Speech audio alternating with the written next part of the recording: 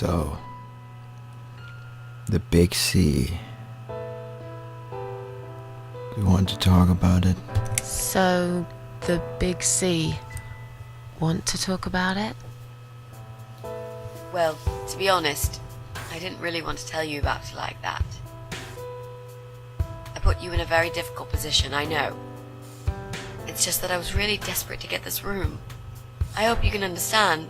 This is the last and most important thing I must do before my time is up. It's fine. You seem alright. It's just... I find it hard to trust people these days. Maybe it's time I opened my eyes to see others have problems too. Some, like yourself, even bigger than mine. I guess. What kind of cancer is it? Do you mind me asking? Also brain Brain tumor. cancer. Her name is glioblastoma. Her. Her. Yep, they're all girls, the way I imagine it. Just look at their names. Lymphoma, melanoma, myeloma, leukemia, sarcoma. Each of them a fucking goddess of death.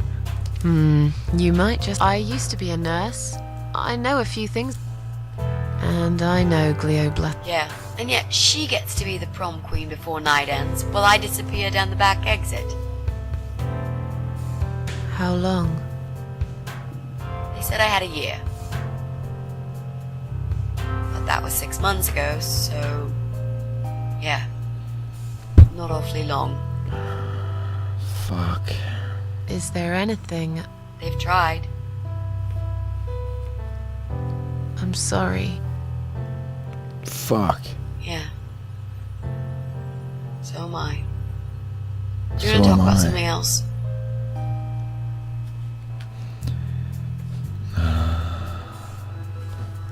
My Mitzi is going to die.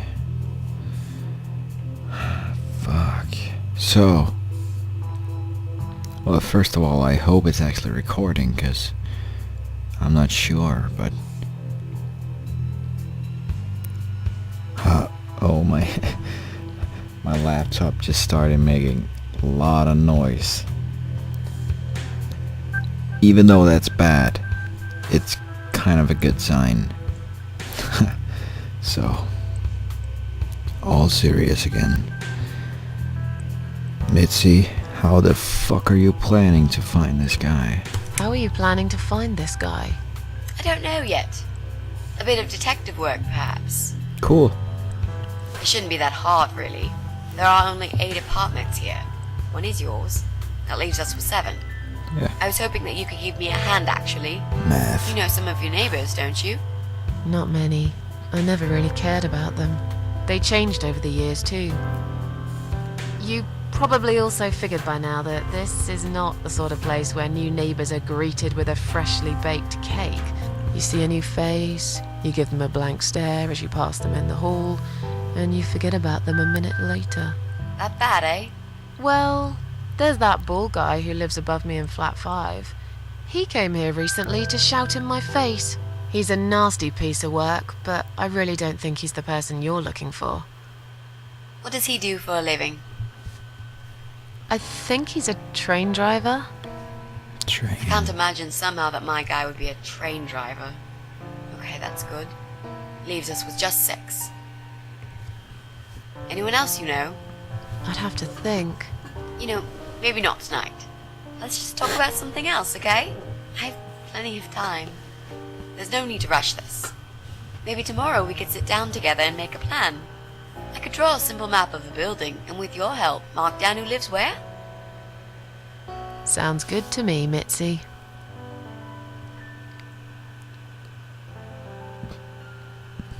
So, you mentioned a boyfriend. Oh no, she has a boyfriend. Oh, I forgot. Oh no, my Mitzi has a boyfriend. Fuck.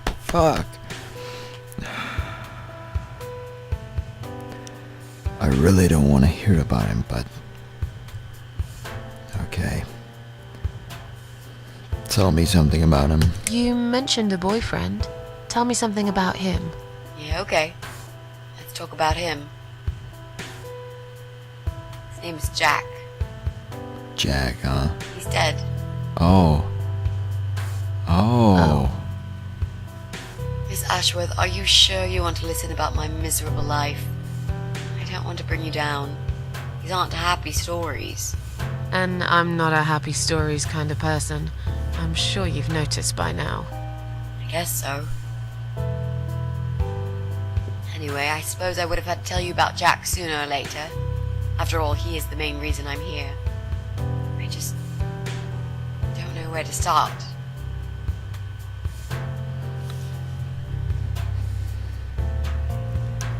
Tell me how you met. Tell me how you two met. Oh, we knew each other for like forever. We grew up on the same street. It's funny how we seem to be made for each other. Perfect match. I always knew he was the guy for me, and I'm sure he never doubted that either. Jack was absolutely crazy about me. We thought one day we would marry, have children, be happy. I never had many friends because I had Jack. I didn't need anybody else. You know, if there's one thing I'm really grateful for in my life, it's that I got to experience this pure, perfect love. Some people go through a lifetime without knowing how it feels. Yes, thank you. I guess I've been very lucky. I mean, it's not a lifetime. I'm only 18, Oh, but luck runs out sometimes. I'm still waiting for that pure and perfect love. Wow. TV, shut up.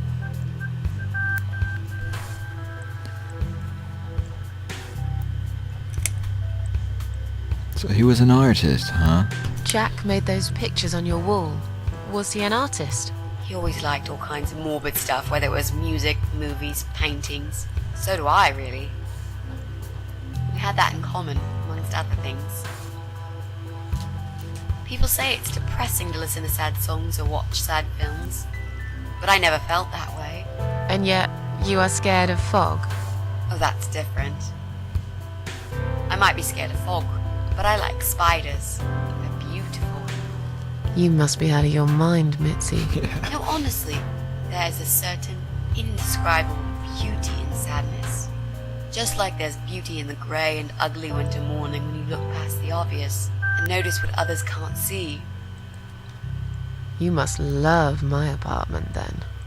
It's like Ugly took a vacation here and never went home again. Lol. So, when you told him you got the big C, How did he take the news about your cancer? He thought I was joking at first. He laughed. And he got really angry. I swore to him I was serious, but he still wouldn't believe me. We had a big fight that night. It was our first and only fight. But it was awful. He smashed some stuff. His guitar, of all things, was the worst. He loved that guitar. Why did he break it? He was absolutely furious. 'cause he loved you more. He walked out on me that night, and when he came back the next day, he was different. Begged me to try surgery and chemotherapy. I didn't really want those things, but I did the chemo for him. It didn't help. It just made me feel sick all the time. I felt trapped in this strange place where nothing that happened around me seemed real. Maybe that's why I didn't see what my cancer was doing to Jack, and it was destroying him as well. He changed. Would have changed He me. became obsessed with death. It seemed death was all he ever thought about, even though it was me, not him, who was supposed to die.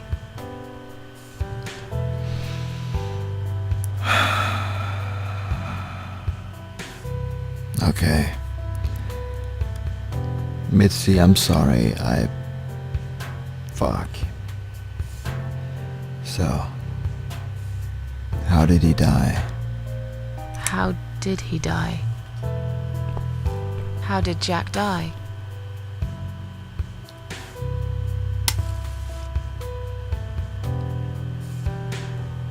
It was so distant in the last few weeks before he died.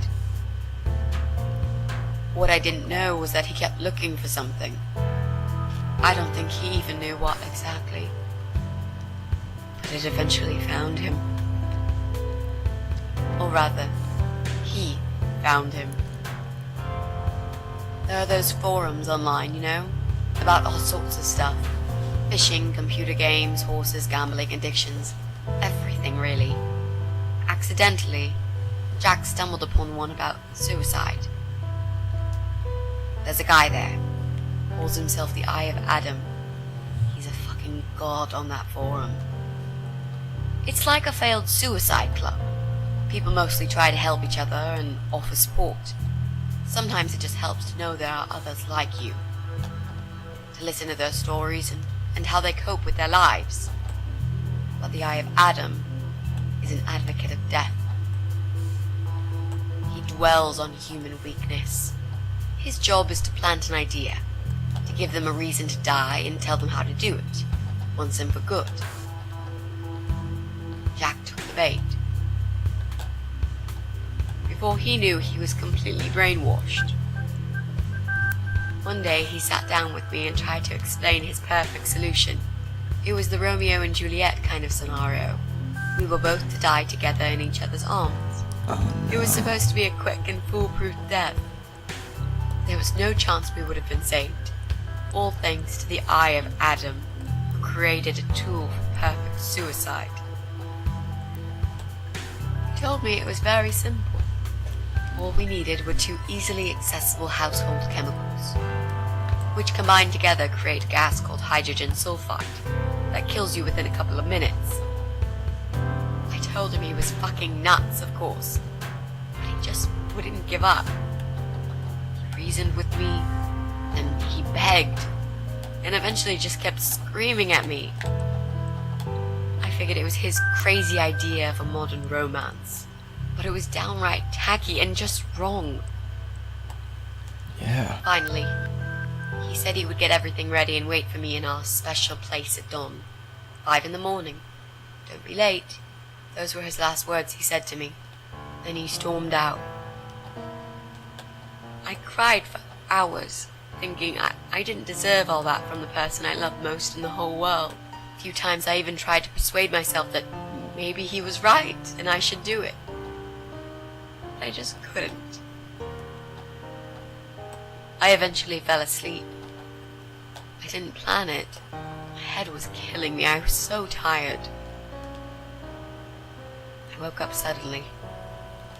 I could see the sun rising out my window. It was nearly 5. In utter panic, I threw myself off the bed and ran out the door.